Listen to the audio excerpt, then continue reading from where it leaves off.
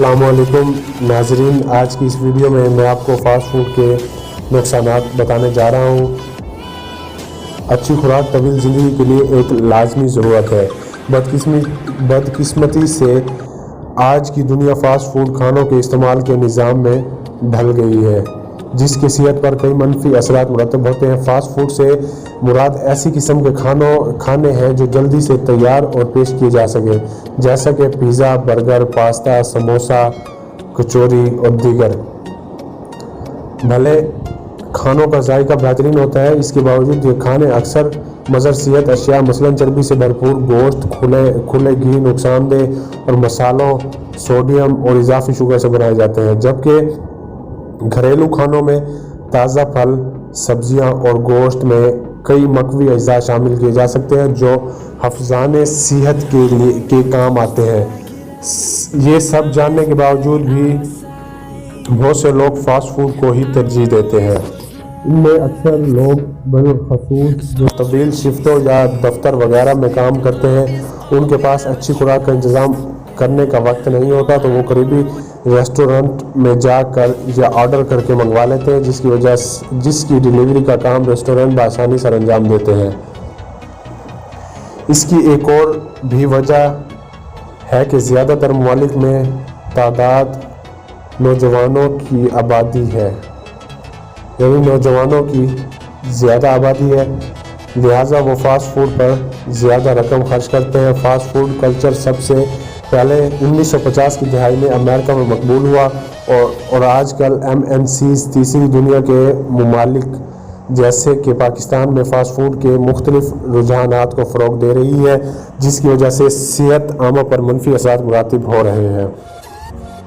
پاکستان میں اب کھانے پینے کے کاروبار میں منسلک فرموں کی بہت سی قسمیں ہیں، جن میں فل ڈیلیوری سروس ریسٹورنٹ، روایتی food restaurant, fast food restaurant, ڈھابے، ٹھیلے اور خور و نوش کے اسٹور شامل ہیں۔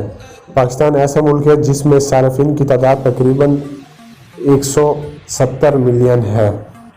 ریسٹورنٹ کی صنعت پاکستان میں تیزی کے ساتھ ترقی کر رہی ہے۔ معاشی زوال کے باوجود دن بدن نئے ریسٹورنٹ کھولے جا رہے ہیں۔ اس صنعت نے پاکستان کی GDP میں نمایاں طور پر حصہ لیا ہے۔ اگرچہ پاکستان میں فیکس آمدنی نہیں ہے، لیکن اوسطاً پاکستانی آمدنی کا تقریباً 42% کھانے پر خرچ کرتا ہے۔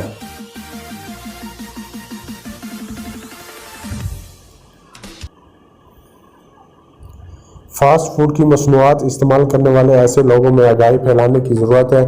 اس سلسلے میں شعور پیدا کرنے کے لیے دانشوروں، ڈاکٹروں اور میڈیا کو اہم کردار ادا کرنا ہوگا۔ ہمیں خود اپنے طور پر بھی گھر کی بنی ہوئی اشیاء کو ترجیح دینی چاہیے تاکہ ہم صحت مند اور طویل زندگی گزار سکیں۔ آج کل کورونا وائرس جیسے وبا مرض کی وجہ سے ہمارے ملک میں بھی لاک ڈاؤن کی صورتحال ہے۔ لوگ گھروں میں مقید ہیں اور صرف ضروری کام سے ہی گھروں سے نکلتے ہیں۔ حکومت نے وائرس کے پھیلاؤ کو روکنے کے جو اقدام کیے ہیں، اس سے جہاں دوسرے انڈسٹریز کو نقصان ہوا ہے، وہاں فوڈ انڈسٹری بھی کافی منفی اثرات مرتب ہو رہے ہیں۔ فاسٹ فوڈ ریسٹورنٹ، ہوٹل وغیرہ بند ہو کر رہ گئے ہیں۔ اس کاروبار سے منسلک لوگ شدید مالی نقصان کا سامنا کر رہے ہیں۔ دوسری جانب عوام بھی وبا اور جان لیوا مرض سے بچنے کے لیے گھر کے بنے ہوئے کھانوں کو ترجیح دے رہی ہے۔ یہ بھی ایک مثبت پہلو ہے۔ لوگ مرغن اور مضر صحت کھانوں سے دور ہوئے ہیں تو امید ہے کہ بیماریوں کی شرح میں بھی کمی آئے گی۔ کورونا جہاں ہمارے لیے طرح طرح کے مسائل پیدا کر رہا ہے، وہاں ہماری خورد و نوش کی عادات اور اطوار پر مثبت انداز میں اثر انداز ہو رہا ہے۔ شاید اس طرح ہم ایک بار پھر گھریلو کھانوں کی اہمیت جاننے کے قابل ہو سکے اور کئی مضر امراض سے نجات پا لیں۔ تو ناظرین، یہ تھا آج کا نقطہ۔ اگر ویڈیو اچھی لگی تو اس کو لائک کریں۔ اپنا قیمتی ٹائم دینے کا شکریہ۔ اللہ حافظ۔